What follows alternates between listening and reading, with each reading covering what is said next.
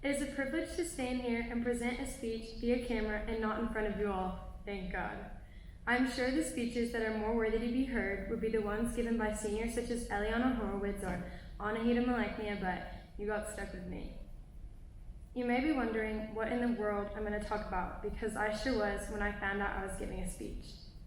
I thought I could write about basketball, the passion I have for the sport, and love by half of my teammates, but I decided against arguing that our 3-16 record were the best times I had.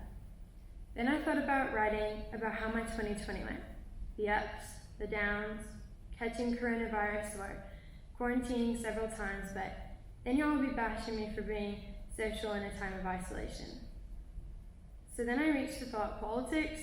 It was followed by a hard no. I'm not here to lecture, judge, bash, or persuade. We have had enough politics for a lifetime. So then I decided to write about you all. Just kidding.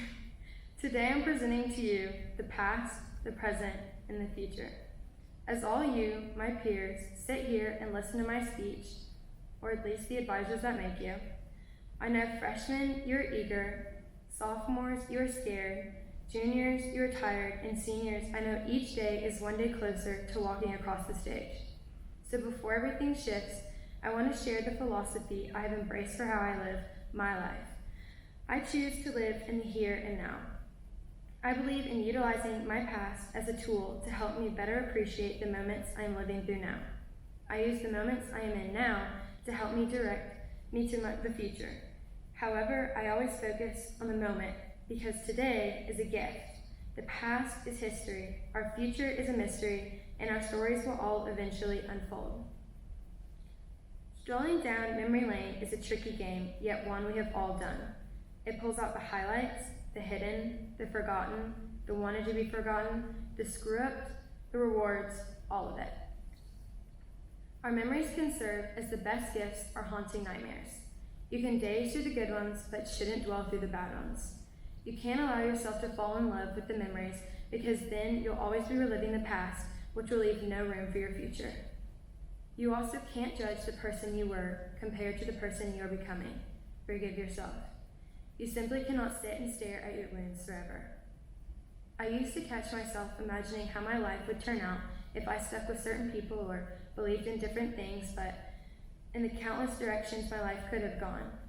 I would constantly remind myself that I didn't go through all that for nothing. But sometimes, looking back, you realize the lessons you had to learn, which could be the people you chose to have in your life, the slip-ups, not studying hard enough, or could be all the carbs you ate. But these lessons are the foundation of the person you are becoming. You can't change the past, even if you want to. So take what already lies in history and leave it in order to keep writing your future. What is left behind has to be what gets you to where you want. Not an admiration, but a guide of how to continue to endlessly create yourself along your journey. Looking back, you don't want to say, I was supposed to be having the time of my life. Instead, you want to be thankful you didn't end up with what you thought you wanted. You want to have appreciated living in the moment and not being caught up in the past, to have lived a full life of reckless memories. Because you must value the moments you are living through, not stuck in the past or questioning the future. From the great words of Dr. Seuss, sometimes you will never know the value of a moment until it becomes a memory. In the end, you never think the last time is the last time. You think there will be more. You think there will be forever, but you don't. So never again will I take for granted small memories with good friends and great family. If you are always getting ready for the next thing, how will you enjoy this thing, the present? We are always either tripping on the edge of the future or stumbling back into the past, never living in the moment. Life is a beautiful collection of moments, no matter if it includes you failing your math test or hysterically dying out laughing with your closest friends.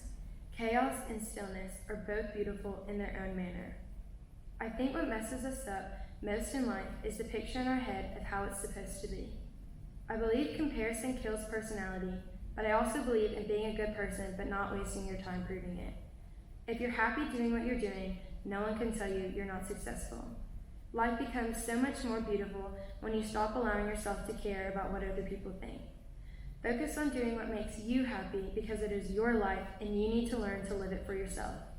You can't go back and change the beginning, but you can start where you are and change the ending.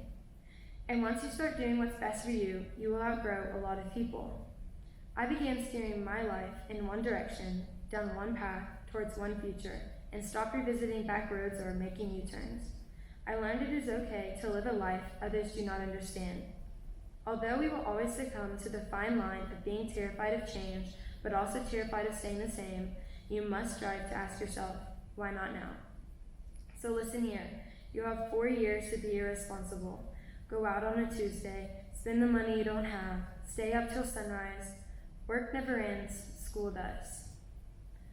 Our future is of all three: a celebration, a farewell, and a beginning. I believe what is coming is better than what is gone. I believe there's more to life than a small town.